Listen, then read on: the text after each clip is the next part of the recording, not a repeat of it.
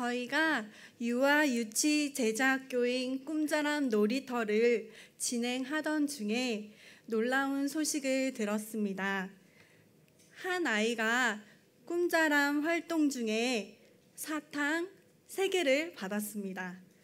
사탕을 받은 아이는 집에 가자마자 잠이 들어버리고 말았습니다.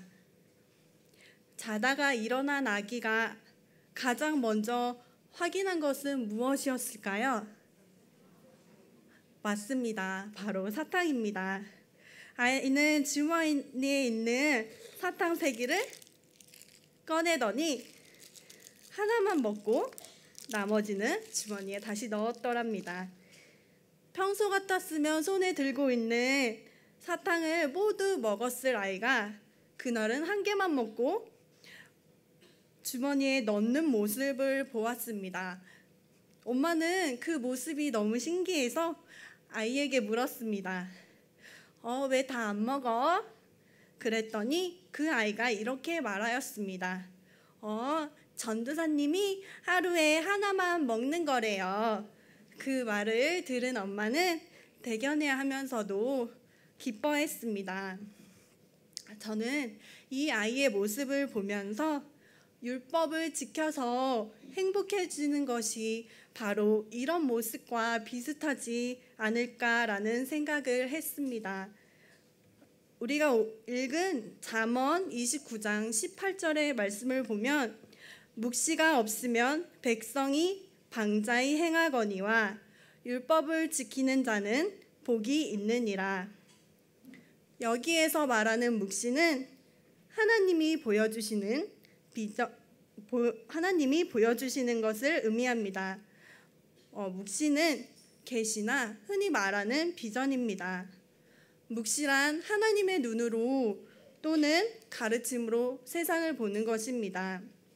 이것을 오늘 본문은 묵시와 짝을 이루는 것이 율법이라고 말하고 있습니다. 즉 묵시로서 율법이 없으면 사람은 방자하지만 율법을 지키면 복된 사람이 된다는 것입니다. 그렇다면 율법은 무엇일까요? 율법은 하나님께서 주신 말씀, 성경을 의미합니다. 문제는 이 말씀이 없으면 사람이 방자하게 된다는 것입니다. 그런데 율법은 어떻게 살아가는 것이 바르고 행복한지를 알려주는 것이고 이것을 지키면 행복해진다는 것입니다. 복이 있다는 것은 행복한 삶을 살아간다는 것입니다. 아이가 사탕을 먹는 것 때문에 걱정하는 엄마의 마음과 또 사탕을 못 먹게 함으로 마음이 힘들어지는 아이에게 제자학교에서 배운 것이 엄마도 아이도 평안하게 만들어 주었습니다. 이와 같은 모습이 바로 율법을 지킴으로 얻어지는 행복이지 않을까 싶습니다. 이것을 더욱 명확하게 하는 것이 바로 시편 1편 1절에서 2절 말씀입니다.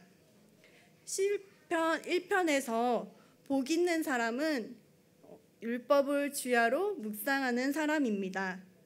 이 묵상한다는 것은 단순히 성경을 알고 지식으로 만족하는 것이 아니라 성경을 반복적으로 읽고 이해하는 것을 넘어서 그것을 행동하는 것까지 포함하는 단어입니다.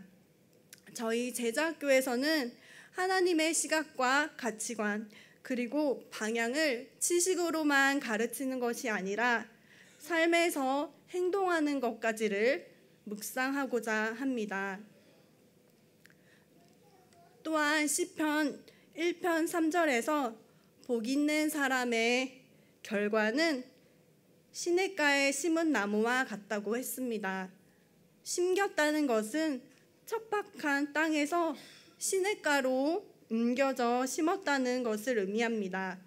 즉 나무가 복된 것은 물을 항상 공급받기 때문입니다.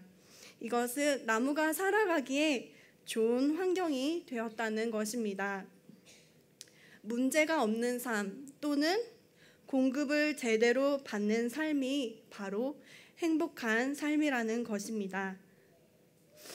말씀을 항상 받는다는 것은 자신의 마음 그릇에 하나님의 말씀을 담은 것입니다. 말씀을 담은 사람들이 사는 나라가 바로 하나님의 나라입니다. 그리고 저희는 이 나라의 시민으로서 아이들을 키우고자 합니다. 그래서 오늘 설교 제목을 하늘을 담은 아이라고 정했습니다. 그래서 하나님 나라를 담은 제자들을 키워서 하나님의 역사를 만들어 가고자 합니다. 오늘 수료하는 아이들은 하나님의 나라를 담는 연습을 하고 이를 통해서 이 땅에 하나님의 나라를 만들어가며 모든 사람에게 행복을 전해주는 사람들로 키워가기를, 그리고 그러한 우리가 되기를 소망합니다. 성도님들께서도 이를 위해서 함께 기도해 주시면 좋겠습니다. 함께 기도하겠습니다. 하나님, 우리가 하나님 말씀 안에서 복 있는 사람이 되기를 원합니다. 또한 그 복을 나누어 주는 사람이 되기를 기도합니다. 하나님 나라의 시민으로서 이 땅에 하나님 나라를 세워가며 복을 누리고 또 그 복을 전하는 우리가 되기를 예수님의 이름으로 기도합니다. 아멘.